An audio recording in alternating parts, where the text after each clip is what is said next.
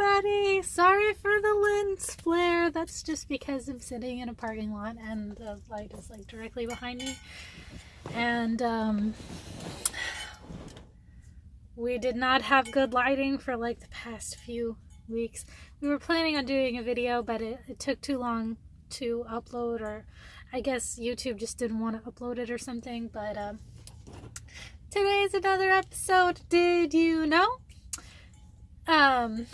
And we're going to talk about integration and what it is, and misconceptions, and just generally like our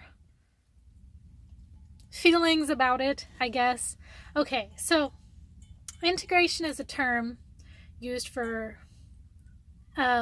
basically bringing all of the altars in a DID or OSDD system into one cohesive identity. A lot of people, at least a lot of people who are not very familiar with DID and what integration does and how it can help and how it can not help a lot of systems. A lot of people think that integration is the end-all be-all of curing DID, and that's just plain not true. There are at least two different methods of which you could use to treat DID, and there isn't really a cure for it so much as just treatment for it. So a lot of people seem to think that when an altar is integrated, they're basically dead. That's not true at all. When an altar is integrated, it usually means that their personality, their traits have been conjoined more or less with another altar, or maybe the host, or whoever you may consider as your core if you are a DID system. And they don't die, they just stop being a entirely separate personality. Instead, their traits and their likes and interests are moved from them into another altar, and they don't really need to be an entirely separate being anymore. This is usually because they've come to terms or have processed their trauma or their feelings surrounding whatever it is that created them or the like, and that happens naturally. A lot of people seem to think that there's no such thing as natural integration, but that's absolutely not true at all. It's a complete fallacy. Integration happens naturally all the time. Sometimes when a system has no co-consciousness, or they had co-consciousness and they don't anymore, we call those system shutdowns. But when that happens, sometimes altars that are not as prevalent or as frequent fronters, or they're not as developed, they will integrate back into the system, usually into another altar. And that's okay.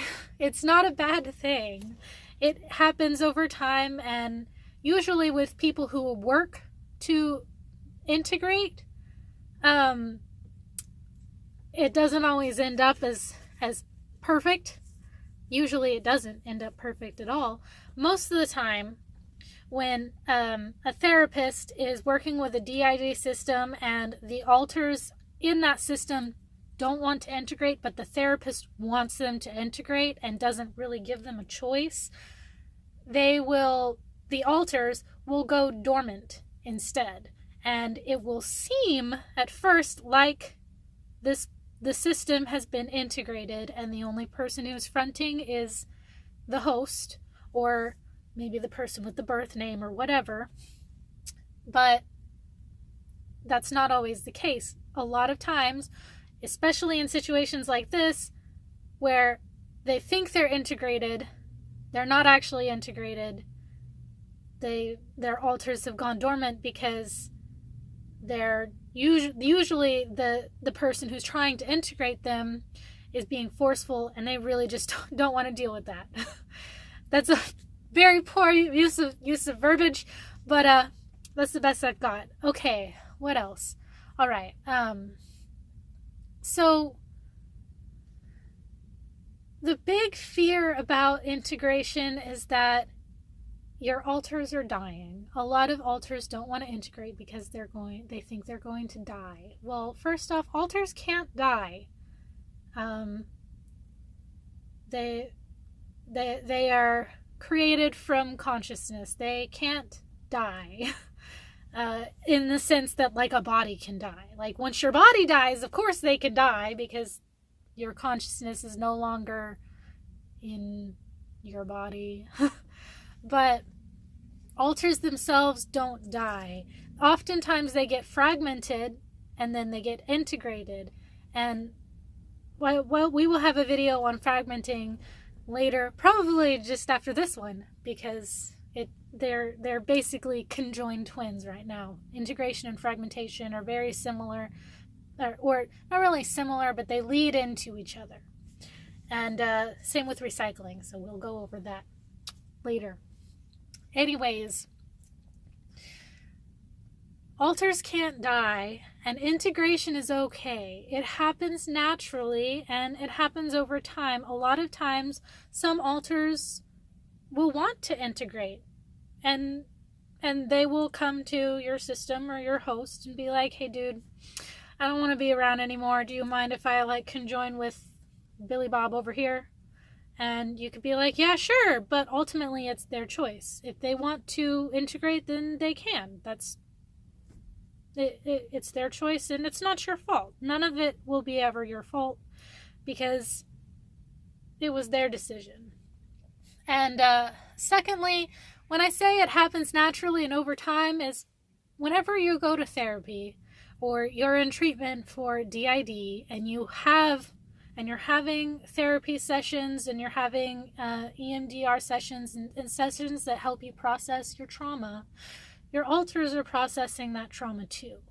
And so over time, as they process that trauma, the individual alters that have specific memories correlating to whatever trauma it is that you're working on, they will process that too, and they will come to terms with it, and they will eventually, if they want, feel the need to integrate.